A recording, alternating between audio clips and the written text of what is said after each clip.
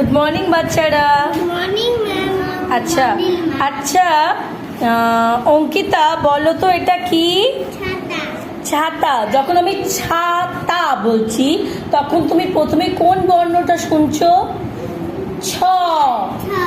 ছ। আচ্ছা বলো তো সম্পিকা এটা কি? পাতা।